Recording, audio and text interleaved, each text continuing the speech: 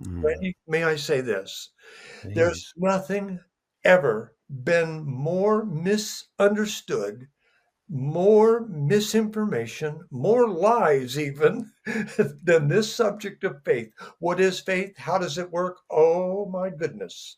Talk about misinformation campaign. It's a conspiracy. It Mm, is.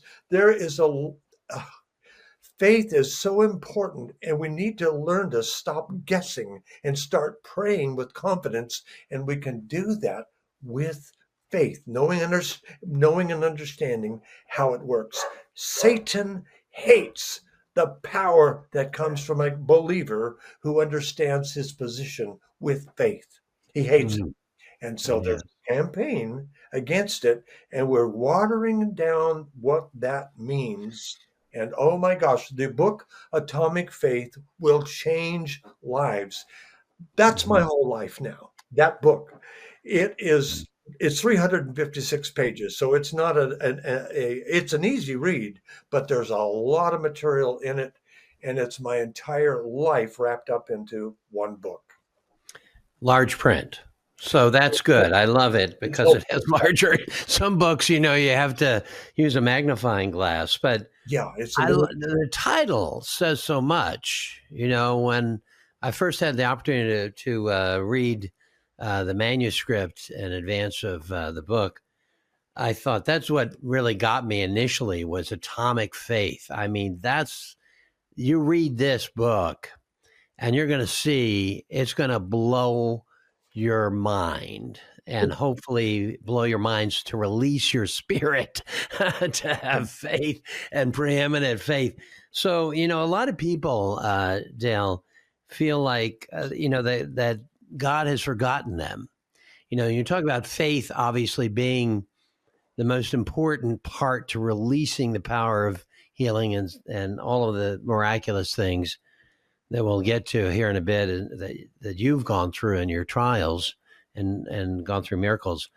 But what do you say from what you've written here? I know the answer comes in this book about those who feel like God has forgotten them. That they think they've had faith, but they just haven't seen the answers to their prayers. I know. I feel horrible about it. Um, there's a major assault against people understanding what faith is.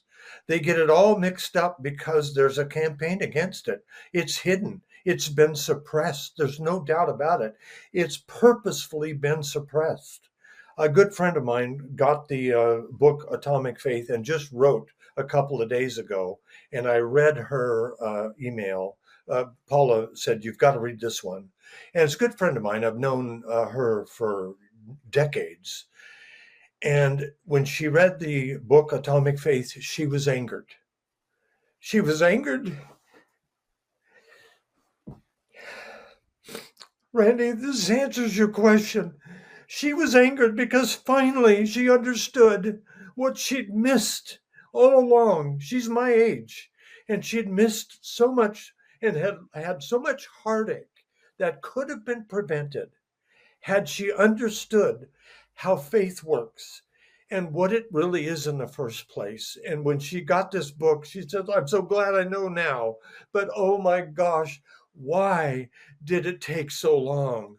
Well, the people out there that are losing hope and giving up on God, it's because you don't understand the truth.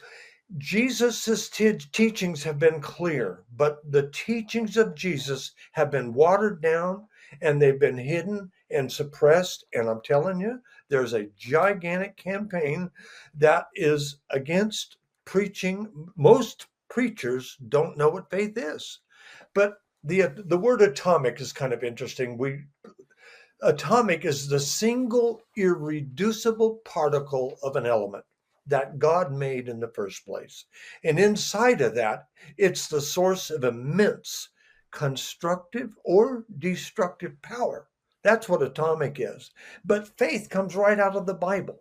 The definition of faith, it's the substance of things hoped for. Think of that. Substance. Substance is something that has substance to it. It has you can touch it and feel it. It's the substance of things hoped for, the evidence of what? Things unseen. Mm-hmm. It's incredible. If you really think that, break it down. Well, no wonder we don't understand why our prayers aren't getting answered. And yet Jesus said in Mark 11, 22, 23, somewhere in there, I don't have it exactly. He said that, therefore I say to you, whatsoever things you pray, believe that you receive them and you shall have them. Mm-hmm. It's like everything else in heaven and on earth. It gets upside down. We get things backwards here on earth. We have to believe it in order to see it, according to Jesus. And yet, also according to Jesus, it's impossible to please God without faith. Mm-hmm.